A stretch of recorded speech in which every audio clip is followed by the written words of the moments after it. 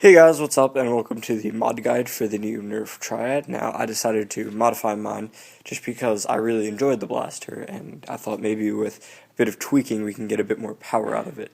Now, there's not really a whole lot you could do without completely overhauling it, that being because the air restrictor system is what actually allows it to fire individual shots, and if you were to remove that, it would almost be like one big shotgun blast, which would be pretty cool. However, the ranges would suffer a lot from that. So I want to try to keep in the air restrictors, which sounds weird, however similar to the rough cut.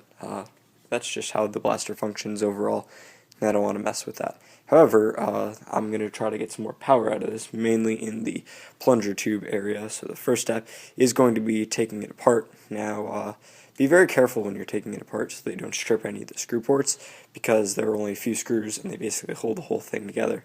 So be very careful when you're taking out these 4 screws and make sure you don't lose them. So that's the first step, obviously, is to take out the 4 screws, and then we'll continue from there. Okay, now using some basic hand tools, I was able to completely disassemble the new Nerf Triad. This is a bit further than you might want to take it, however, I want to paint the main body, so I broke off the orange pieces as well. That was done by simply taking a nail, and I used that with a small hammer to tap out the little silver bar that's usually in here, which holds in the trigger and the front barrel assembly. And by also removing the small screw in the center of this, I was able to take off those 2 pieces. This was removed by simply taking off the 4 screws that are on the bottom here, and then sliding it out. This is your whole plunger tube assembly with right here that would fit inside of here with the plunger head, the priming bar, as well as like the backstop piece. This is the stock spring, which I will be replacing, and it was kind of weird when I pulled mine out. It didn't seem to be lubricated very well, so I'm definitely going to go in after I test out the seal a little bit, maybe with some electrical tape under the O-ring and without. I've done a few tests right now with the spring off camera before I completely disassembled it, and I found that the Jaguar spring was a little bit better than the stock spring. They're about the same ID and OD, however, the stock Jaguar spring is just a little bit longer, which the Jaguar spring is a little bit tougher, however the extra length gives it a tiny bit of pre-compression, which doesn't really harm the blaster, and it just gives it a little bit more power. So I will be replacing the stock spring with the Jaguar spring, which is falling around. The next step for me is just to paint the body, and I guess I'll reassemble it. I will be leaving the stock barrel posts and air restrictors in, like I said before. If you want to be able to fire other darts besides elite darts, you might want to remove the barrel pegs. How you can do that is this back plate right here seems to be glued on. However, there's a small internal screw, and after doing some research, what you have to do is drill a small hole right in the center here.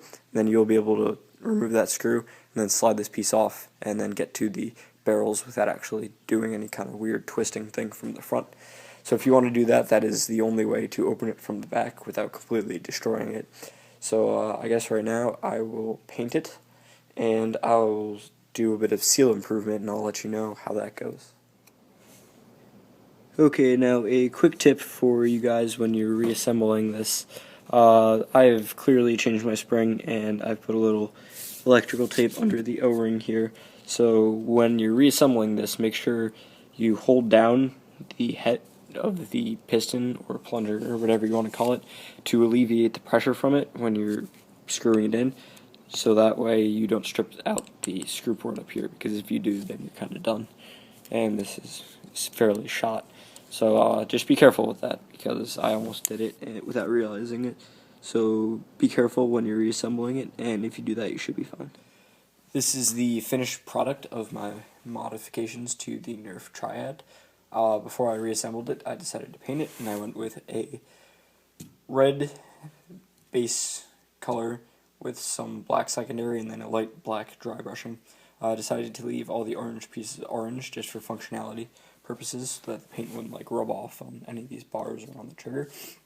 And I think it looks pretty good. So let me know what you think in the comments down below. I hope this mod guide helps you, and if you happen to modify one using this mod guide, please let me know, and maybe even post a video response. So thank you for watching. I hope this helped you, and as always, if you have any comments, please leave them in the description, or feel free to send me a PM. But thank you for watching, and I hope you enjoy.